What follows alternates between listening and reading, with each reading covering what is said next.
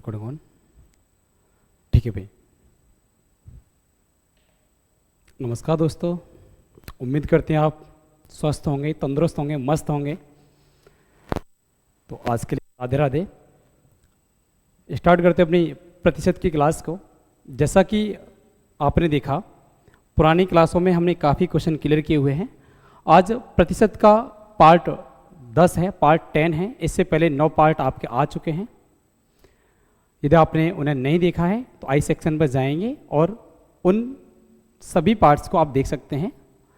इन parts को देखने से आपकी कैलकुलेशन अच्छी होगी, प्रैक्टिस अच्छे से हो जाएगी और सभी प्रकार के क्वेश्चंस की प्रैक्टिस अच्छी होने की वजह से एग्ज़ाम में बहुत कम समय में आप बहुत बड़ी ही सरलता के साथ क्वेश्चन को सॉल्व कर पा रहे होंगे। तो चलते हैं आज के प्रश्नों की ओर। यदि मेरी ऑडियो आपको क्लियर सुनाई दे रही है तो एक बार राधे राधे टाइप करेंगे, जिससे मुझे मालूम पड़ जाएगा कि मेरी ऑडियो आपको क्लियर सुनाई दे रही है।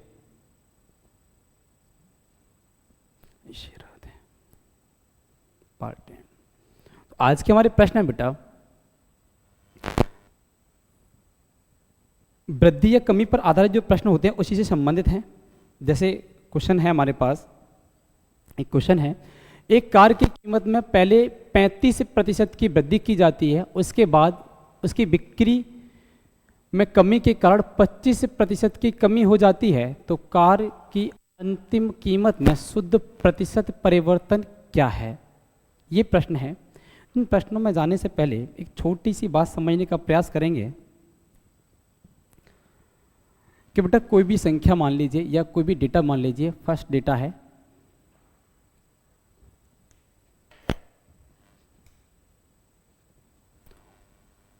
कोई फर्स्ट डेटा दिया गया है, उस डेटा में पहले कोई भी वृद्धि, फर्स्ट डेटा मान लेते हैं, और उसका सेकंड डेटा, ठीक है बेटा, और इसमें कोई ना कोई वृद्धि या कमी दी जाएगी। हमने मान लीजिए यहाँ इसमें जो वृद्धि या कमी दी वो ए है और सेकंड में जो वृद्धि या कमी दी वो बी है। वृद्धि को बेटा हम प्लस से दिखाने की कोशिश करेंगे और कमी को हम माइनस से दिखाएंगे। मान लेते हैं अभी दोनों में वृद्धि की गई, तो ओवरऑल क्या प्रभाव पड़ेगा? तो ए प्रतिशत की वृद्धि की गई और फिर से बी प्रतिशत की वृद्धि की गई, तो हम कह सकते हैं कि इन दोनों को पहले जोड़ेंगे, पहले इन दोनों को जोड़ेंगे और उसके बाद इन दोनों के गुणनफल में, इन दोनों के गुणनफल में 100 से भाग देंगे और उस डेटा को भी जोड़ देंगे, है ना। ऐसे ही हमने कुछ प्रश्न पहले भी किए थे। तो इस फॉर्मेट का प्रयोग हम करेंगे, क्वेश्चन बड़ी सरलता के साथ सॉल्व होते हुए हमारे चले जाएंगे, है ना। ऐसी कमी भी हो सकती है। लेट मान लीजिए एक संख्या में हमने पहले 10% की कमी की और उसके बाद उसमें 20% की वृद्धि की गई, तो बताइए कि संख्या पे कुल कितने प्रतिशत की वृद्धि या कमी हुई? तो हम कह सकते हैं बेटा इन दोनों को जोड़ेंगे तो प्लस का 10 आएगा, है ना, और इन दोनों का इंटू करेंगे तो माइनस का 200 आएगा और इंटू में 100 से भाग देना है, मतलब पीछे से 2 अंक का पॉइंट लगाना है। जब ये सॉल्व करेंगे तो ये बनेगा प्लस का 10 और माइनस का 2, सॉल्व करने पर प्लस का 8 बनता है। तो कह सकते हैं कि 8% की क्या होगी बेटा? वृद्धि होगी। सिर्फ इसी पर आधारित ये क्वेश्चन है, आज के जो प्रश्न है वो इसी पर आधारित है और बड़ी सरलता के साथ आप कर पाएंगे। लिखा है एक कार की कीमत में पहले 35% की वृद्धि की जाती है। क्या की जाती है बेटा? पहले 35% की वृद्धि की जाती है और उसके बाद बिक्री में कमी के कारण 25% की कमी आ जाती है ना। बिक्री में 25% की कमी हो रही बेटा, 25% की कमी। तो कार का अंतिम कीमत में शुद्ध प्रतिशत परिवर्तन क्या होगा? तो हम कह सकते हैं पहले 35% की वृद्धि हुई, उसके बाद 25% की कमी हुई, तो टोटल प्रभाव क्या पड़ेगा? तो प्रभाव क्या पड़ेगा बेटा? पहले इन दोनों को जोड़ेंगे तो प्लस का 10 आएगा, है ना, और उसके बाद इन दोनों का आपस में गुणा करेंगे तो ये माइनस का आएगा। 25 पंजे 125, कैरी हो गया 12 और 25 से 75 और 12 87, है ना। और इसमें पीछे से 2 अंक का पॉइंट लगा लेंगे, क्योंकि जब इंटू करते हैं ना बेटा, जो इंटू करते हैं ना बेटा, उस इंटू में पीछे से 2 अंक का पॉइंट, क्योंकि 100 से भाग देने पर पीछे से 2 अंक का पॉइंट बनता है ना। अब ये प्लस का 10 है और ये माइनस का 8.75 है, तो हम कह सकते हैं कि भाई इसमें से घटा लेंगे तो कितना बचेगा, ये बचेगा प्लस का बचेगा 1.25%। कितना बचेगा 1.25। इसको हम 1/1/4% भी बोल सकते हैं। अब ये प्लस में आ रहा है, इसका मतलब बेटा ये वृद्धि आ रहा है, प्लस में आ रहा है इसका मतलब क्या है, वृद्धि। तो कह सकते हैं 1/1/4% की क्या होगी बेटा, वृद्धि होगी। हम दूसरे प्रकार से भी कह सकते हैं कि 35% की वृद्धि, क्या बोला 35% की वृद्धि, तो बेटा 35% की फ्रैक्शन वैल्यू कितनी होती है 7/20, और वृद्धि बोला है तो इसका मतलब 20 था और 7 की वृद्धि करेंगे तो बेटा 27 हो जाएगा, है ना। ऐसे ही 25% की कमी, तो बेटा 25% की फ्रैक्शन वैल्यू तो आप लोगों को याद है ना, 25% की फ्रैक्शन वैल्यू कितनी होती है बेटा 1/4 होती है, और वृद्धि बोला है इसका 4 था और 1 की वृद्धि कर दें तो बेटा ये कितना हो जाएगा 5 हो जाएगा। कितना हो जाएगा 5 हो जाएगा। सॉल्व करेंगे बेटा, इस 5 से ये 20 कट होगा 4 बार, और ये 4 चौके बनेगा 16, और ये कितना है 27, है ना। ऐसा ही है, पहले 35% की वृद्धि की जाती है। अच्छा भाई कमी बोला गया यहाँ पे 25% की कमी, रुके रुके,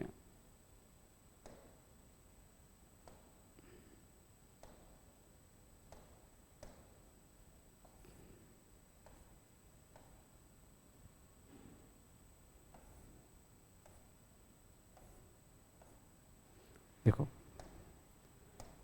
यहाँ बोला गया पहले 35% की वृद्धि, तो कह सकते हैं कि भाई 20 था और 20 से 7 की वृद्धि हुई तो 27 हो गया। लेकिन बेटा यहाँ 25% की कमी है, कितना है बेटे, ये है कमी, ये वृद्धि नहीं, ये है कमी।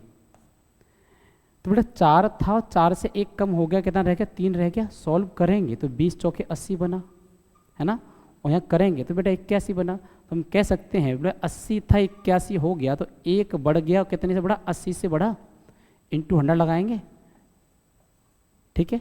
आप यहाँ पर सॉल्व कर रहे होंगे, है ना, आप यहाँ पर सॉल्व कर रहे होंगे तो आपका आंसर बनेगा बेटा 1.25%। 1.25%, इसी को हम बोलते हैं 1/1/4%। 1/1/4%, है ना। नेक्स्ट अगला क्वेश्चन है बेटा हमारा, एक संख्या में पहले 5% की वृद्धि की जाती है और फिर इसमें 20% की वृद्धि की जाती है, तो मूल संख्या में कितने प्रतिशत की वृद्धि हुई। ऐसे क्वेश्चन देखने के साथ में आप क्या वीडियो को पोस्ट करें, और वीडियो को पोस्ट करने के बाद इस क्वेश्चन को सॉल्व करें और कमेंट सेक्शन में इसका रिप्लाई दें, है ना। उसके बाद क्वेश्चन वीडियो को आगे ऑन करें। चलो तो क्वेश्चन है बेटा, एक संख्या में पहले 5% की वृद्धि की जाती है और फिर इसमें 20% की वृद्धि की जाती है, तो बताइए मूल संख्या में कितने प्रतिशत की वृद्धि हुई। तो बेटा कह सकते हैं पहले 5% की वृद्धि की गई और फिर से 20% की वृद्धि की गई, तो ओवरऑल तो कहानी आपको समझ में आ गई भाई, दोनों को जोड़ेंगे 25 बनेगा, है ना। और उसके बाद हमें इन दोनों का इंटू भी तो करना है, इंटू करेंगे 100 बनेगा, और इंटू में पीछे से 2 अंक का पॉइंट लगाने के बाद उसे जोड़ देते हैं, है ना। तो ये जोड़ेंगे तो बेटा कितना हो जाएगा 25 और 1 26%। हम कह सकते हैं 26% की वृद्धि हो जाएगी। कितना हो जाएगा बेटा 26% की वृद्धि हो जाएगी। हम ऐसे भी कह सकते हैं कि 5% की फ्रैक्शन वैल्यू कितनी होती है 1/20, तो 20 था और 1 बढ़ गया तो 21 हुआ, ठीक है। उसके बाद 20% की वृद्धि की गई तो 20% की फ्रैक्शन वैल्यू होती है बेटा 1/5, तो 5 था और 5 से फिर से 1 वृद्धि हुई तो कितना हो गया 6। सॉल्व करेंगे तो बना 100 और यहाँ करेंगे तो 126, तो आप देखेंगे कि 26 की वृद्धि हो गई 100 से हुई, इंटू 100 लगाना है। सॉल्व करेंगे तो कितना आएगा बेटा, ये आएगा टोटल 26%। हम कह सकते हैं 26% की क्या होगी बेटा, 26% की बेटा वृद्धि हो गई, है ना। अगले प्रश्न की ओर चलते हैं। अगला प्रश्न है बेटा हमारा, जब एक घड़ी की कीमत में 20% कम हो गई तो बेची गई घड़ियों की संख्या में 40% वृद्धि हो गई, क्या बिक्री पर प्रतिशत में प्रभाव पड़ा। बिक्री पर प्रतिशत में क्या प्रभाव पड़ा, यह हमें पूछा गया है। एक घड़ी की कीमत में 20% कम हो गई 20% कम हो गई, तो बेची गई घड़ियों की संख्या में 40% बढ़ गई। तो आप ऐसे देखो, कीमत में 20% की क्या हो रही है बेटा, कीमत में 20% की गई कमी, और 20% की कमी करने से उसकी बिक्री 40% बढ़ गई, तो बताइए उसकी कुल बिक्री मतलब ओवरऑल उसका जो राजस्व था उस पर क्या प्रभाव पड़ा। तो हम इसे सॉल्व करेंगे तो प्लस का 20 आएगा बेटा, और दोनों का आपस में इंटू करेंगे तो बन रहा होगा 800। देखिए माइनस और प्लस का इंटू माइनस 800, पीछे से 2 को पॉइंट लगाएंगे। प्लस का 20 माइनस का 8 है तो बोल सकते हैं प्लस का 12 आएगा। हम बोल सकते हैं कि 12% की क्या हो रही है बेटा, वृद्धि हो रही है। 12% की क्या है बेटा, वृद्धि। हम दूसरे प्रकार से भी कह सकते हैं कि 20% की कमी मतलब 1/5 और कमी हो गई तो 5 से बेटा 1 कम हो गया तो कितना रह गया, 4 रह गया। उसके बाद बोला गया कि मूल संख्या में 40% बढ़ गई। 40 की फ्रैक्शन वैल्यू होती है बेटा 2/5। कितनी होती है, 2/5। तो 5 था और 5 से बेटा ये 2 बढ़ गया तो कितना हो गया, 7 हो गया। सॉल्व करेंगे तो बेटा 25 और ये बना 28, 25 से 28 बन रहा है तो कितना बढ़ गया बेटा, 3 बढ़ गया। 25 से बड़ा और इंटू 100 भी तो करना है ना, इंटू 100। याद है 1/25 4% का मान होता है, तो 3/25 किसका होगा बेटा, 3/25 होगा आपका 12% का मान। तो हम कह सकते हैं कि बेटा 12% की वृद्धि, क्योंकि बाद वाला डेटा अधिक आ रहा है तो इसका मतलब वृद्धि है, और बाद वाला डेटा कम आ रहा है इसका मतलब कमी है। तो 28 तो अधिक है ना, बाद वाला डेटा अधिक है इसका मतलब वृद्धि है। तो हम कह सकते हैं कि 12% की वृद्धि हमारा आंसर हो जाएगा, है ना। आप लोग जल्दी से फास्ट कमेंट में रिप्लाई देने की कोशिश किया करो, है ना, फास्ट रिप्लाई देने की कोशिश किया करो कि इसका आंसर क्या होगा। देखें, एक कर्मचारी का वेतन पहले 15% बढ़ाया गया, उसके बाद 10% कम किया गया, तो उसके बाद उसके वेतन में कितने प्रतिशत परिवर्तन हुआ। देखो पहले 15% बढ़ाया गया था और उसके बाद उसमें 10% की बेटा कमी कर दी गई, तो उसकी कुल वेतन पर क्या प्रभाव पड़ा। तो बेटा +15 - 10 सॉल्व करेंगे तो प्लस का 5 बना, है ना। और जब इसे सॉल्व करेंगे दोनों का इंटू करेंगे तो माइनस का 150 बना, और पीछे से 2 को पॉइंट भी तो लगाना है। जब ये सॉल्व करेंगे तो कितना बनेगा, ये आया प्लस का 3.5। कितना आया, प्लस का 3.5%। तो हम कह सकते हैं कि 3.5% की वृद्धि हो जाएगी, है ना। क्या हो जाएगा, 3.5% की क्या हो जाएगी बेटा, वृद्धि। प्लस का साइन आ रहा है इसका मतलब वृद्धि है, और माइनस का साइन आ रहा है इसका मतलब कमी है। हम दूसरे प्रकार से भी कह सकते हैं कि 15% बढ़ाया गया तो 15% की बेटा फ्रैक्शन वैल्यू होती है 3/20। अच्छा बढ़ाया गया तो 20 था और 3 बढ़ा दिया तो कितना हो गया बेटा, 23 हो गया। आगे बोला गया हमसे कि इसमें 10% कम किया गया। 10% की बेटा फ्रैक्शन वैल्यू होती है 1/10। कितना होती है बेटा, 1/10 मतलब 10 था और 1 कम कर दिया तो कितना बचा बेटा, 9 बचा। और यहाँ सॉल्व करें तो ये 200 था और 200 से कितना बचा बेटा, 200 से बचा 207, है ना। तो आप देख सकते हैं कि भाई 7 की वृद्धि हो गई, 200 से हुई, इंटू 100 भी तो करना है। अब सॉल्व करेंगे तो 0 से 0 कट होगा और 2 का भाग देंगे 7 में तो कितना आएगा बेटा, 3.5 आएगा। कितना आएगा, 3.5। अब देखो बाद वाला डेटा अधिक है इसका वृद्धि, तो 3.5% की वृद्धि हो जाएगी, यही हमारा आंसर। लेकिन हमें पूछा क्या है, परिवर्तन। तो परिवर्तन कमी का हो या वृद्धि का, परिवर्तन होता है, डिफरेंस होता है। हम डिटेल में कहें तो 3.5% की वृद्धि हुई, लेकिन आंसर परिवर्तन की कहें तो 3.5 हमारा आंसर हो जाएगा। अगला प्रश्न है, ए में पहले 20% की वृद्धि की जाती है और फिर उसमें 30% की कमी की जाती है, तो ए का अंतिम मान ए की प्रारंभिक मान का कितना प्रतिशत है। जो ए का अंतिम मान है वो प्रारंभिक मान का कितना परसेंट है। बड़े आराम से समझो, पहले बेटा 20% की वृद्धि की गई और उसके बाद 30% की कमी की गई। तो अगर यहाँ पे पहले सॉल्व करें तो ओवरऑल प्रभाव क्या पड़ेगा, ओवरऑल प्रभाव पड़ेगा माइनस का 10 आएगा। दोनों को सॉल्व करेंगे और फिर दोनों का इंटू करेंगे तो माइनस का बनेगा बेटा 600। इंटू में पीछे से 2 अंक का पॉइंट लगाते हैं और उसे भी सॉल्व करना होता है।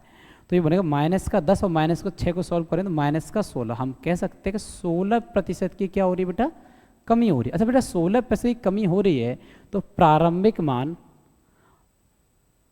जो ए का अंतिम मान हो, प्रारंभिक मान का कितना परसेंट बेटे, स्टार्टिंग में तो कोई भी डेटा 100% होता है ना, और उसमें 16% की कमी हो जाए तो कितना रह गया बेटा, वो 84% जो रह गया। हम कह सकते हैं कि ए का जो अंतिम मान है वो प्रारंभिक मान का 84% होगा, मतलब 84% होगा। एक दूसरे प्रकार से भी हम इस क्वेश्चन को कर सकते हैं कि बेटा पहले 20% की क्या की जा रही है, वृद्धि। तो 20% की फ्रैक्शन वैल्यू 1/5 वृद्धि की तो 5 से बेटा 1 बड़ा कितना हो गया, 5 से 1 बड़ा 6 हो गया, है ना। कितना हो गया, 5 से 1 बड़ा, तो ये हो गया बेटा 6। दूसरी बात कही गई कि उसके बाद उसमें 30% की कमी की गई, तो 30% की फ्रैक्शन वैल्यू होती है बेटा 3/10। कितनी होती है? 3/10। और कमी करने को बोला है तो 10 था और 3 कम कर दिया तो 7 ही तो रह गया। और यहाँ सॉल्व करेंगे, 2 से कट करेंगे 3 बार, 2 से कट करेंगे 5 बार, तो ये देखो ये 25 हुआ करता था, अब ये 21 रह गया। 25 से कितना रह गया बेटा? 25 से रह गया बेटा 21। हम यहाँ समझ सकते हैं बेटा कितनी कमी हो रही है, यहाँ कमी हो रही है 4 की, कितनी से हो रही है बेटा? 25 से हो रही है। लेकिन ये तो हमसे पूछा ही नहीं, बस हमें ये समझना है प्रारंभिक मान 25 हुआ करता था, अंतिम मान 21 है ना। प्रारंभिक मान 25 हुआ करता था लेकिन अंतिम मान कितना है? 21 है। हमसे पूछा है जो ए का अंतिम मान है वो ए के प्रारंभिक मान का कितना परसेंट है, आरंभिक मान का कितना परसेंट है। तो 21 जो है वो अंतिम मान है और 25 प्रारंभिक मान था, प्रारंभिक मान का कितना परसेंट है, इंटू क्या 100 लगाएंगे। इसे कैलकुलेट करें तो 1/25 होता है 4% का, तो 21/25 किसका होगा? 21/25 होगा 84%। हम कह सकते हैं 84% हमारा आंसर हो जाएगा। क्या होगा? 84%। ठीक है, अगले प्रश्न की ओर चल रहे होंगे। प्रश्न है हमारा, रमेश का वेतन पहले 35% बढ़ता है। रमेश के वेतन में पहले 35% की बेटा वृद्धि की गई और उसके बाद 40% घटता है, फिर 40% कमी की जाती है और फिर से 25% बढ़ जाता है। तो समग्र वृद्धि या कमी प्रतिशत ज्ञात की। ये बताओ कुल कितनी वृद्धि या कमी हो गई। तो अभी तक 2 डेटा थे तो बड़े आराम से सॉल्व कर रहे थे कि 35% की वृद्धि की गई है ना, और उसके बाद में 40% की कमी की गई। पहले 35 की वृद्धि की गई, उसके बाद 40% की कमी की गई और उसके बाद फिर से 25% की वृद्धि की गई, फिर से 25% की वृद्धि की गई। तो बट हम पहले इन 2 मानों को सॉल्व करने की कोशिश करें कि इन दोनों का डेटा क्या बन रहा है। इन दोनों को अगर सॉल्व करें तो प्लस का 35 माइनस का 40 सॉल्व करेंगे तो माइनस का 5 आएगा और इन दोनों का आपस में इंटू भी तो करना होता है। 35 चौके 140 मतलब ये बनेगा और पीछे 2 को पॉइंट लगाएंगे तो -5 और -5 सॉल्व करने पर ये बनेगा -19%, है ना। तो इसके साथ बेटा +25 का फॉर्मेट भी सॉल्व करना है। पहले हमने इन दोनों को सॉल्व किया और इसके बाद में हमें क्या करना है बेटा, इसका +25% भी लगाना है। तो हम कह सकते हैं कि 19% की कमी और 25% की वृद्धि, तो ओवरऑल प्लस का 6 बन रहा है और इन दोनों का इंटू करेंगे तो कितना बनेगा? माइनस में बनेगा 25 निम्न 225 कैरी 22, 25 से 25 और 22 47, है ना। और पीछे से 2 को पॉइंट लगाएंगे तो प्लस का 6 और माइनस का 4.75 को सॉल्व कर रहे होंगे तो हमारे पास डेटा आएगा प्लस का 1.25, प्लस का कितना है 1.25 और प्लस में आ रहा है, इसका मतलब ये क्या है? वृद्धि है। 1.25% की वृद्धि, 1.25% की वृद्धि। यहाँ 3 डेटा आया तो पहले इन 2 को सॉल्व किया, उसके बाद बाकी जो डेटा बना उसके बाद कर ले 2 डेटा को सॉल्व किया। या फिर हम दूसरे प्रकार से कर सकते हैं कि पहले 35% बढ़ा तो 35 की फ्रैक्शन वैल्यू होती है 7/20। अच्छा बढ़ा तो 20 था और 20 से 7 बढ़ा तो 27 हो गया, नहीं हो गया। दूसरी बात बोलेगी फिर 40% घटा तो 40% की फ्रैक्शन वैल्यू होती है 2/5, मतलब 5 था और 5 से 2 घट गया तो 3 रह गया और उसका फिर से 25% बढ़ा तो 25% की फ्रैक्शन वैल्यू 1/4, मतलब 4 था और 1 बढ़ गया तो कितना हो गया बेटा? 5 हो गया। अब यहाँ सॉल्व करें तो बेटा इस 5 से ये 5 कट जाएगा और यहाँ सॉल्व करेंगे 20 चौके 80 बना, कितना बना? 80 और ये बना 27 या 81, कितना बना? 81। तो बेटा 80 से 81 हो रहा है तो 1 बढ़ गया 80 से और 1/80 किसका होता है? 1.25%, है ना। 1/80 किसका होता है? 1.25%। नहीं याद है तो आप आराम से पूरा डिटेल में सॉल्व करो कि 0 से ये 0 कट जाएगा, इसे और काटेंगे तो 5/4 बनेगा। 5/4 को हम लिख सकते हैं 1 सही 1/4%, है ना।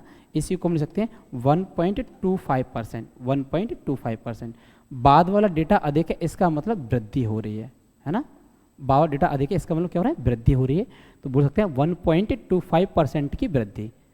तो इस प्रकार से क्वेश्चन करें, बड़ी सरलता से क्वेश्चन हो पाएगा। अगला क्वेश्चन है बेटा हमारा, एक व्यक्ति के वेतन में 50% की कमी की गई और बाद में 50% वृद्धि की गई और फिर 100% की वृद्धि हुई, तो इसे कितने प्रतिशत का हानि या लाभ हुआ? तो देखो पहले 50% की क्या की गई बेटा? कमी। पहले 50% की कमी की गई और फिर से 50% की वृद्धि की गई, 50% की वृद्धि की गई और उसके बाद फिर से 100% की वृद्धि की गई। कितनी वृद्धि की गई? 100% की वृद्धि की गई। तो बताइए उसे कितने प्रतिशत का लाभ या हानि हुई। तो पहले इन दो डेटा को सॉल्व करें, पहले इन दोनों को सॉल्व करें। 50% की वृद्धि और 50% की कमी। तो आपको याद आ रहा है समान प्रतिशत की वृद्धि समान परसेंट की कमी आती है तो दोनों का इंटू करने के बाद पीछे से 2 अंक का पॉइंट लगाते हैं, उतनी ही परसेंट की हमेशा कमी होती है। कहने का मतलब कि इन दोनों को जोड़ेंगे तो 0 बना, और गुणा करेंगे तो माइनस का 2500 बनेगा, और उसमें पीछे से 2 अंक का पॉइंट लगाएंगे तो कहेंगे 25% की कमी हो गई, है ना। क्या हुई? 25% की कमी हो गई। और ऐसे प्लस 100%, उसके बाद 100% की वृद्धि के साथ तो इम्प्लीमेंट करना है। कह सकते हैं 25% की तो ये कमी है और इसके बाद 100% की वृद्धि और करनी है। तो इन दोनों को सॉल्व करेंगे तो ओवरऑल क्या बना? ओवरऑल बना बेटे, इन दोनों को सॉल्व करेंगे तो ओवरऑल बनेगा बेटे प्लस का 75, है ना। लेकिन जब भी सॉल्व कर रहे होते हैं तो दोनों को गुणा भी तो करना होता है। माइनस इंटू करेंगे 2500 और इसमें पीछे से 2 अंक का पॉइंट लगाएंगे, है ना। ये भी तो सॉल्व करना है। प्लस का 75 माइनस का 25 सॉल्व करेंगे तो ये बनेगा प्लस का 50, प्लस का 50 बना। तो हम कह सकते हैं कि 50% की वृद्धि हो जाएगी। क्या हो जाएगा? 50% की वृद्धि। वृद्धि को हम लाभ से दिखा सकते हैं, कमी को हानि दिखाते हैं। या दूसरे प्रकार से कह सकते हैं कि 50% की कमी, तो 50% की फ्रैक्शन वैल्यू होती है 1/2, और कमी हो गई तो 2 था और 1 हो गया, कम तो बचा कितना बेटा? 1 ही तो बचा। और इसके बाद 50% की वृद्धि, तो 50% की फ्रैक्शन वैल्यू कितनी होती है? 1/2, तो वही 2 था, है ना, और 1 की हो गई वृद्धि, तो 2 से कितना हो गया बेटा? 3 हो गया। और इसके बाद 100% की वृद्धि, 100% की फ्रैक्शन वैल्यू 1, इसको कुछ नहीं तो 1/1 भी तो लिख सकते हैं। मतलब 1 था और 1 की वृद्धि हो गई तो ये कितना हो गया बेटा? 2 हो जाएगा। अब आप सॉल्व कर लो, इस 2 से ये 2 कट हो जाएगा, इसे सॉल्व करेंगे तो ये बना बेटा 2, और ये सॉल्व करेंगे तो ये बनेगा 3। तो 2 हुआ करता था, अब 3 हो गया। तो 1/2 से बड़ा इंटू 100 करेंगे तो 1/2 किसका मान होता है? 1/2 होता है बेटा 50% का मान। किसका होता है बेटा? 1/2 जो होता है वो 50% होता है। अच्छा, बाद वाला डेटा अधिक है, बाद वाला डेटा अधिक है तो हम कहेंगे वृद्धि या लाभ। तो हमारा आंसर होगा बी ऑप्शन। अगला क्वेश्चन है बेटा, एक वस्तु की कीमत में 25% वृद्धि की गई, तत्पश्चात कीमत में 20% घटा दिया गया और फिर 10% बढ़ा दिया गया। लग रहा है कि अगर हम बाद वाले डेटा से बहुत जल्दी सारे के सारे क्वेश्चन हो सकते हैं, तो क्यों ना हम सेकंड फॉर्मेट से क्वेश्चन सॉल्व करें कि 25% की वृद्धि की गई और 20% की कमी की गई और 10% की वृद्धि की गई। तो आप ऐसे देखो कि पहले 25% की वृद्धि, तो 25% की फ्रैक्शन वैल्यू 1/4, और वृद्धि की तो ये 4 था और 1 बढ़ा दिया तो 5 हो गया, ठीक है। और इसके बाद 20% की कमी की, तो 20% की फ्रैक्शन वैल्यू कितनी होती है? 1/5, और ये क्या? कमी की, तो मतलब 5 था और 1 घटा दिया तो कितना बचा? 4 बचा। और उसके बाद फिर से 10% की वृद्धि की, तो 10% की फ्रैक्शन वैल्यू कितनी होती है? 1/10, और वृद्धि की मतलब 10 था और 10 से 1 बढ़ा दिया तो कितना हो गया? 11। अब यहाँ सॉल्व करें तो इस 4 से ये 4 कट जाएगा, इस 5 से ये 5 कट जाएगा, तो क्या बचा बेटा? ये बचा 10 से 11 बचा। क्या बचा? 10 से 11 बचा। तो 1 बढ़ गया, 10 से बढ़ा, और 1/10 किसका होता है? 1/10 होता है बेटा हमारा 10% का मान। किसका होता है? 10% का मान हमारा होता है। और बाद वाला डेटा अधिक है तो क्या है? 10% की वृद्धि हो गई, तो मूल कीमत क्या हो जाएगा? 10% का वृद्धि हो जाएगी, 10% परिवर्तन हो जाएगा। अगला प्रश्न है बेटा, एक संख्या को पहले 40% बढ़ाया गया, एक संख्या को पहले 40% बढ़ाया गया, फिर 25% घटाया गया और फिर 20% घटाया गया। तो क्यों ना हम जल्दी जल्दी कर लें कि 40% की फ्रैक्शन वैल्यू तो होती है 2/5, और बढ़ाया गया तो 5 से 2 बढ़ा दिया तो 7 हो गया, और उसके बाद 25% घटाया गया तो 25% की फ्रैक्शन वैल्यू होती है 1/4, और घटाया गया 4 था और 1 घटा दिया तो 3 हो गया, और उसके बाद फिर 20% घटाया गया तो 20% की फ्रैक्शन वैल्यू 1/5, और घटाया गया तो 5 था, 5 से 1 घटा दिया तो 4 हो गया। अब यहाँ सॉल्व करें तो इस 4 से ये 4 कट जाएगा, और ये सॉल्व कर रहे होंगे तो ये बना 25 और ये बना 7 या 21, 25 से 21। हम समझ सकते हैं बेटा कितना कम हो रहा है? ये 4 कम हो गया, 25 से हुआ, इंटू 100 भी तो करना है, इंटू क्या करना है? इंटू 100 भी तो करना है। तो आपको याद होगा 1/25 4% का मान होता है, तो 4/25 किसका होगा? 16% का, क्योंकि 25 से 100 कट होगा 4, और 4 चौके 16, और बाद वाली संख्या कम है, इसका मतलब 16% की कमी होगी। क्या होगा? 16% की कमी हो जाएगी। क्या हो गया भाई, नहीं है, 40% बड़ा 5 से 7 हो, ठीक है। 25% घटाया गया, 4 से 1 घटा 3, ठीक है। तो 20% घटाया, अच्छा घटाया गया 5 से 4, सही है भाई, ये भी 4 से 4 कट, 5 5 25 और 7 से 21, सही है। 25 से 21 ये बना भी 4 चौके 16, 16% बनना चाहिए भाई,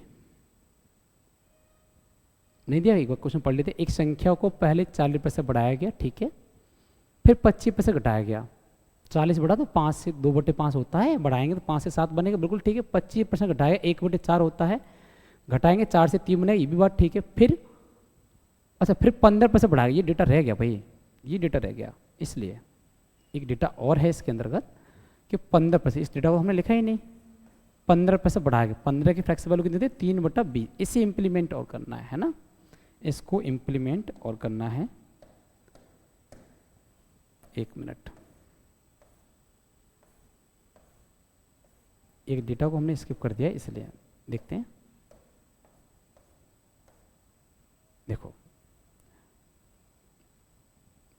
पहले 40% बढ़ाया गया, मतलब 5 था, 5 था और 5 से बेटा 2 बढ़ा दिया, मतलब 5 से हो गया बेटा 7, ये वाली बात क्लियर हुई। उसका 25% घटाया, मतलब 1/4, 4 था और 1 घटा दिया तो रह गया बेटा 3। उसके बाद फिर 15% बढ़ाया गया, तो 15% की फ्रैक्शन वैल्यू 3/20, मतलब 20 था और 3 बढ़ा दिया तो हो गया बेटा 23। और उसके बाद फिर 20% घटाया गया, 20% की फ्रैक्शन वैल्यू 1/5, 5 था और 1 घटा दिया, कितना रह गया 4। ये सॉल्व करेंगे तो 4 से 20 कट होगा, हम ऐसे भी तो कह सकते हैं कि 4 से 4 कट हो जाएगा, है ना। तो 5 का इंटू करेंगे 20 में 100 पंजे 500, 500 डेटा ये बन के तैयार हुआ। इधर कर रहे होंगे 23 या 69, 69 इंटू 7, है ना, 23 या 69, 69 इंटू 7 कर रहे होंगे, तो बना लगभग 483।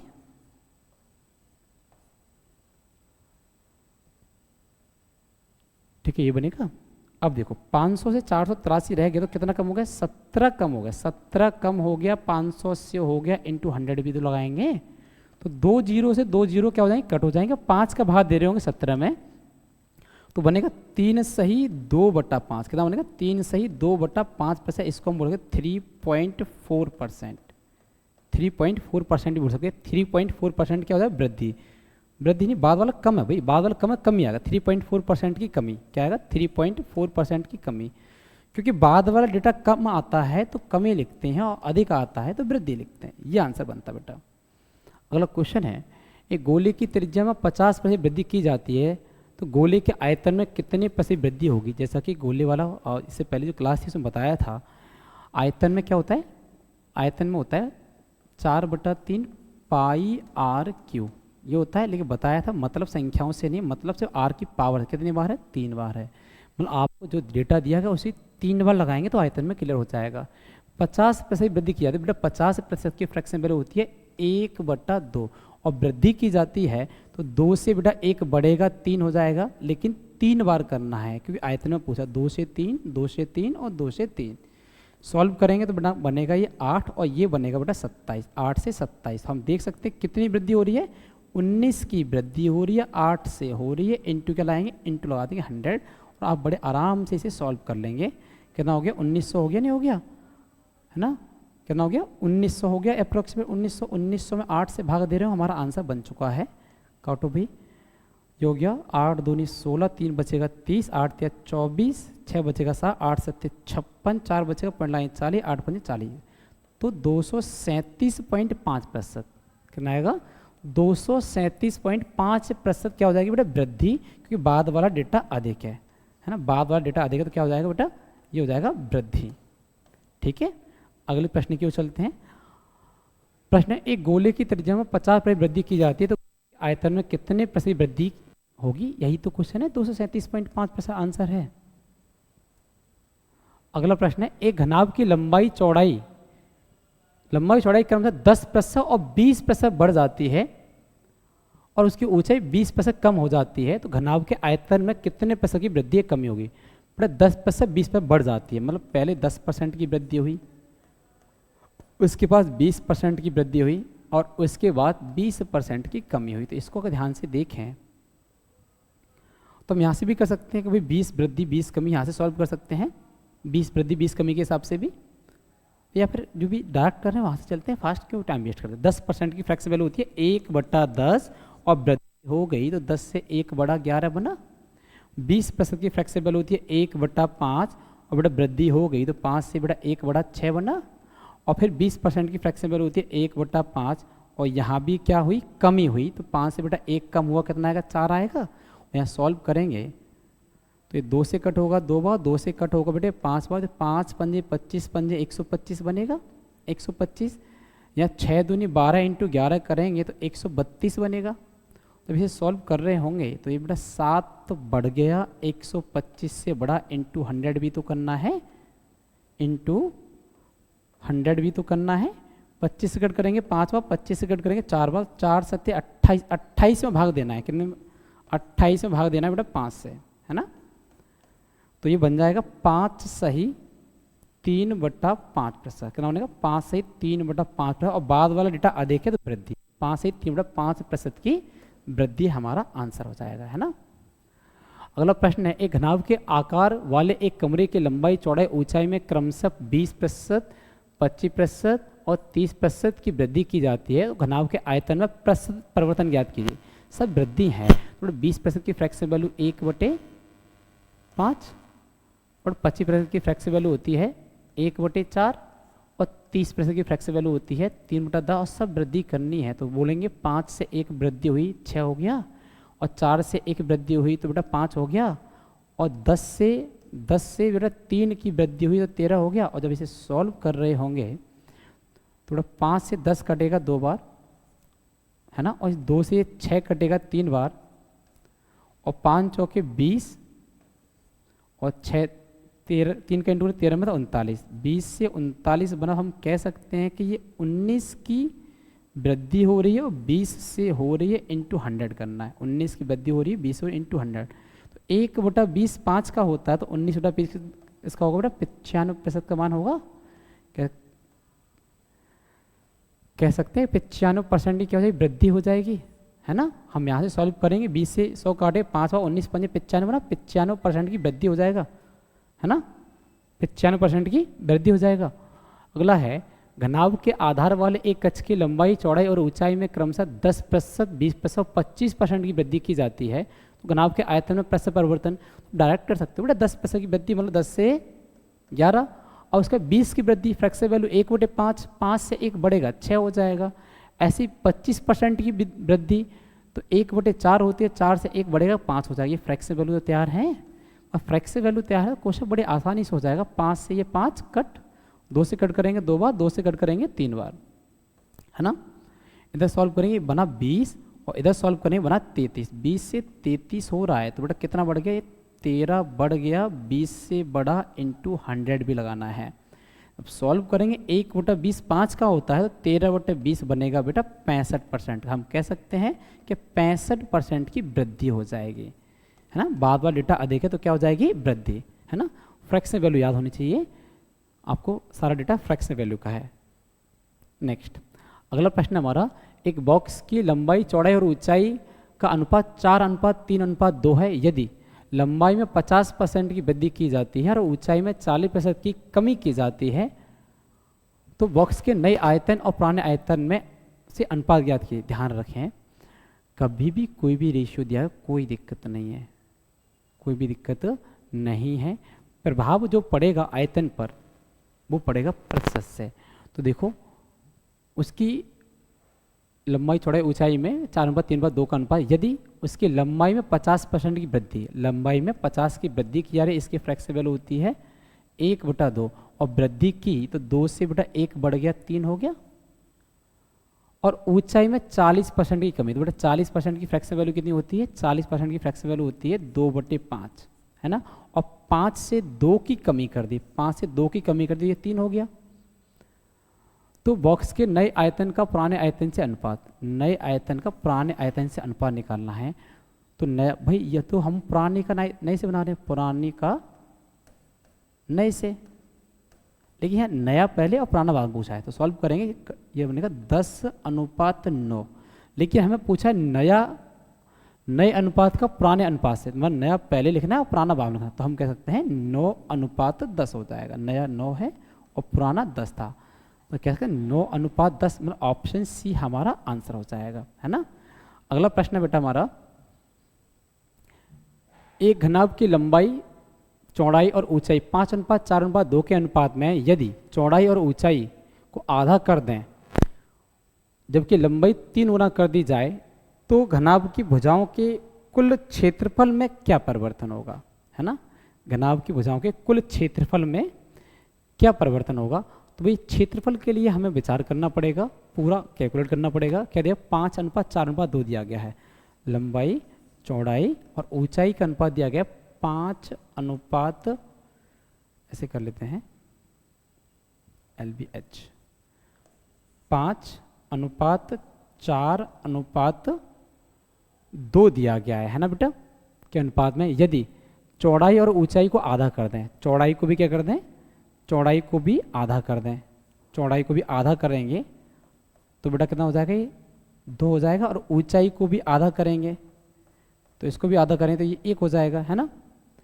और लंबाई को 3 गुना कर दें, लंबाई को क्या कर दें बेटा, 3 गुना कर दें, तो ये कितना हो जाएगा बेटा, ये हो जाएगा 15, ठीक है, कर दी जाए, तो घनाभ की भुजाओं के कुल क्षेत्र, घनाभ की भुजाओं के कुल क्षेत्रफल में क्या परिवर्तन होगा,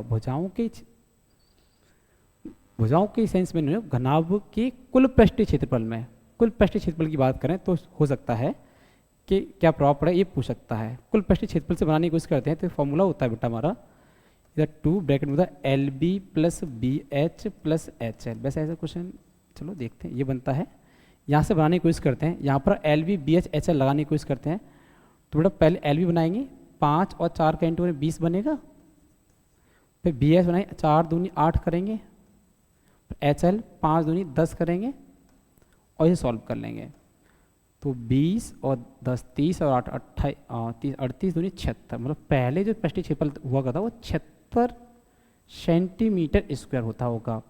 अब नया क्या बनेगा, तो नए के हिसाब से क्या बना बेटा, पहले LB करें 15 दूनी 30, BH करेंगे 2 एकम 2 ये बना, और HL करेंगे 15 एकम 15 ये बना, ठीक है।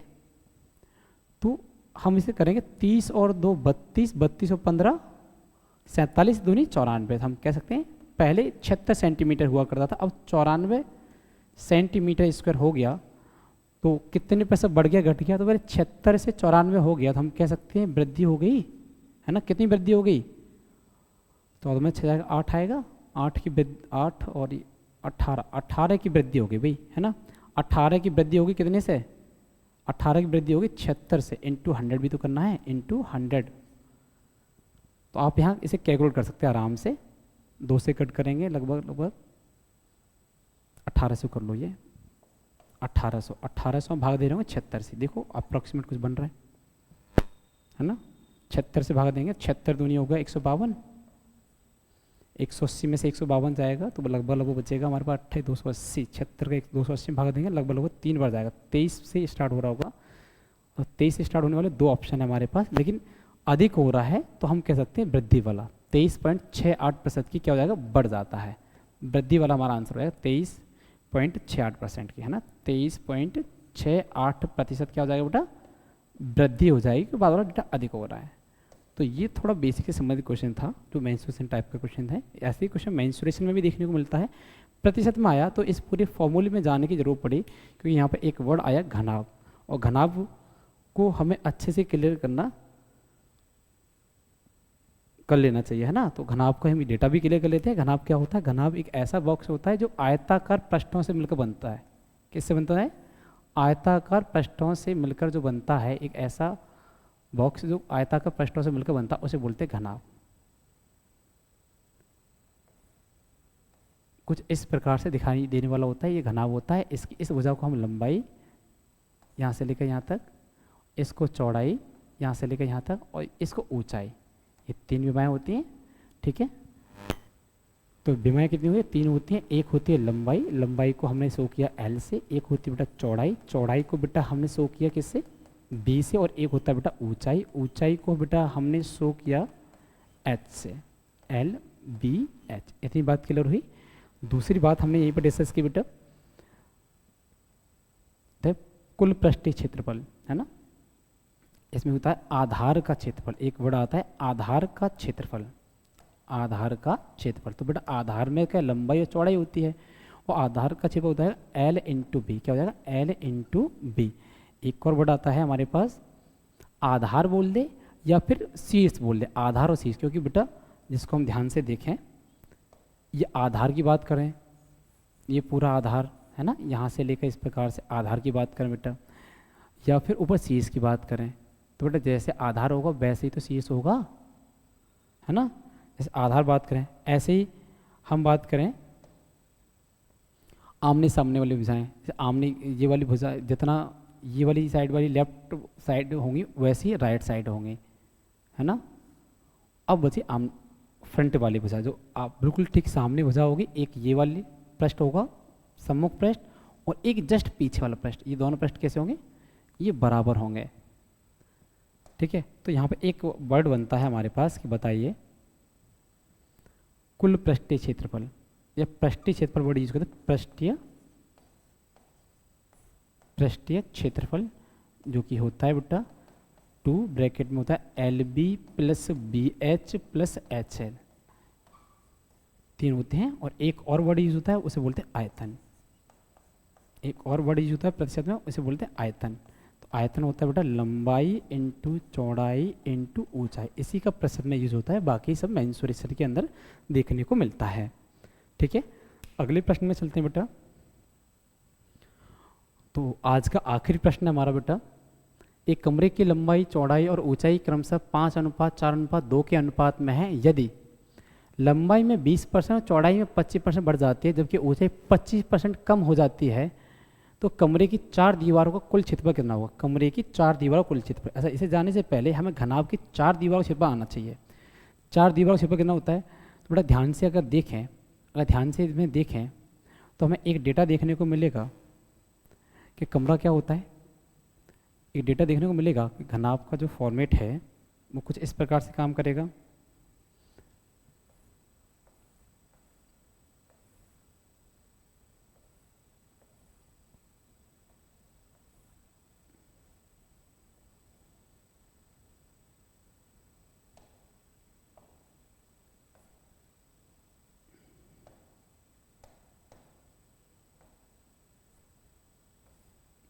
कुछ इस प्रकार से काम करेगा बेटा। अब हम यहाँ पे देखें तो ये वाली भुजा बेटा लंबाई है, और ये वाली भुजा चौड़ाई है, और ये वाली भुजा बेटा ऊंचाई है। अब चारों दीवारों की बात करें, चारों दीवारों की बात करें तो लंबाई पे एक पृष्ठ खड़ा होगा बेटा, है ना, चौड़ाई पे भी होगा, ऐसे फिर से लंबाई पे एक पृष्ठ होगा, और फिर एक चौड़ाई पे पृष्ठ होगा। तो हम कह सकते हैं कि चारों दीवारों का क्षेत्रफल, चारों दीवारों का क्षेत्रफल, तो चारों दीवारों के क्षेत्रफल में बेटा कुल पृष्ठीय क्षेत्रफल जो था उसमें आधार का क्षेत्रफल हट जाता है और शीर्ष का, चारों दीवारों का क्षेत्रफल,